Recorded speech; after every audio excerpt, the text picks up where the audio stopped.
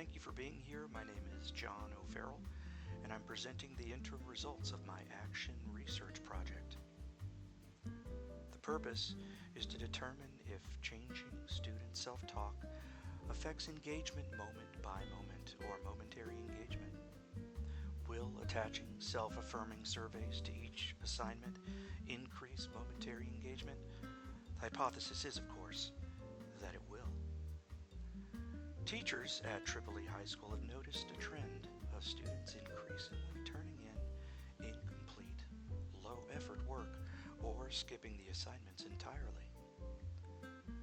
To quantify this, I gathered average data from 10 teachers, which showed increasing trends for both incomplete and missing assignments. John Hattie's meta-research tells us that deliberate practice and effort management have positive effects on learning, while Flanagan and Simmons emphasize the role of self-talk in motivating students. The hypothesis is that affirming self-talk will increase student momentary engagement. The independent variable was the presence of short, self-affirming prompts embedded in assignments. The dependent variables measure behavioral engagement. Did the student turn in the assignment? Emotional engagement. Did they attempt more than once? And cognitive engagement. Did they show meaningful effort?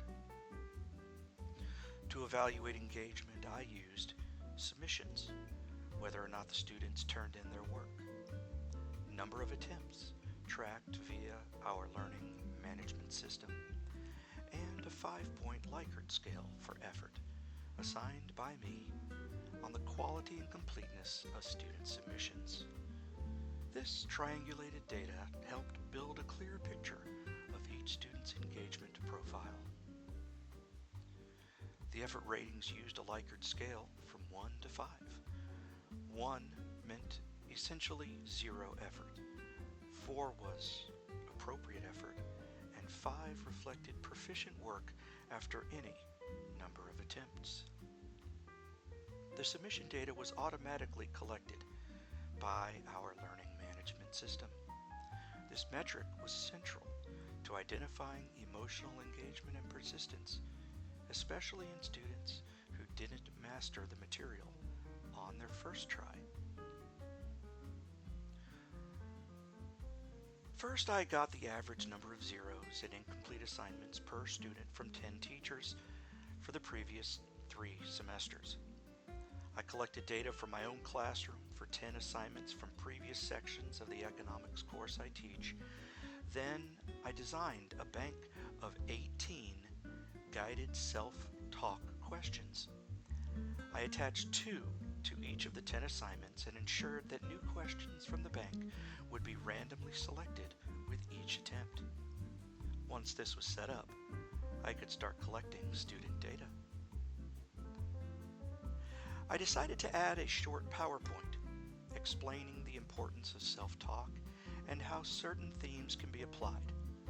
This was not part of the original plan.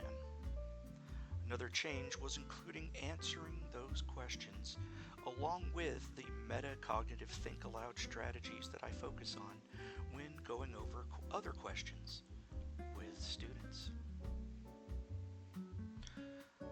So initially, using a t-test, I found the p-value for number of attempts was 0.25, which isn't enough to even indicate a trend. A reason for this could be that making one attempt could mean low effort, or it could mean the student mastered the material quickly. To better assess effort, I removed students who were proficient on their first try. This reduced the number of data points, but clarified the picture of persistent engagement. After this adjustment, the data showed an average p-value of 0.017, which would indicate a statistically significant difference between the test and control groups for the number of attempts. This slide shows the average effort scores across all assignments.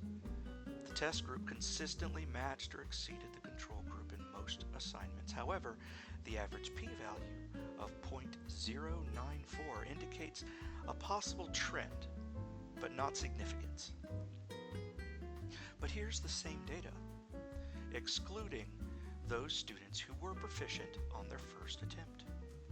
This adjusted view reveals sharper effort drops in the control group.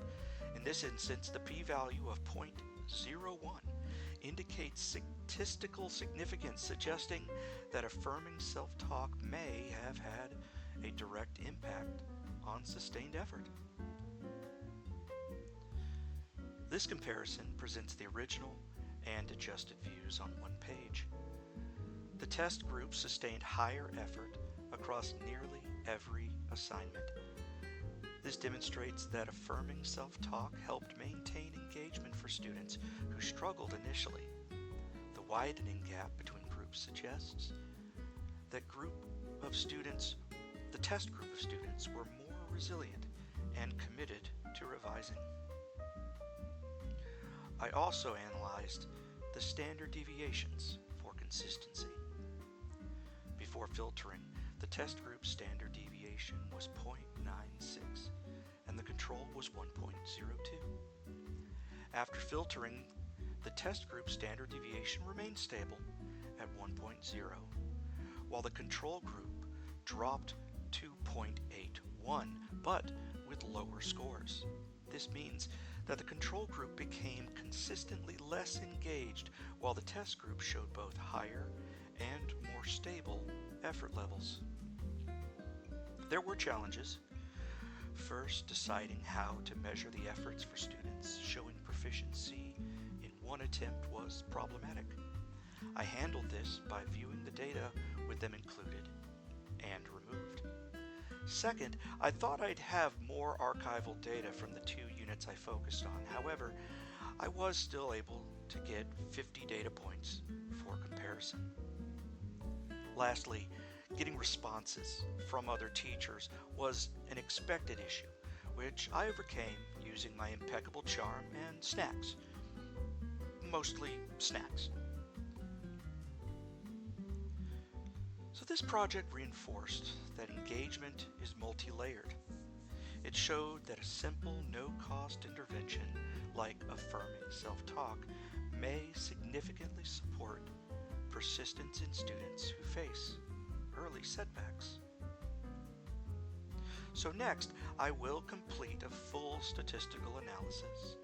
I'll be examining any new patterns if they emerge, and I'll share these results with our school's guiding coalition to help determine whether affirming self-talk should be integrated into instructional practice. So in conclusion, this study's early results suggest that affirming self-talk promotes student persistence, and creating a structured way of implementing that into instruction is worth exploring. Thank you for listening. I welcome any questions or feedback that you may have.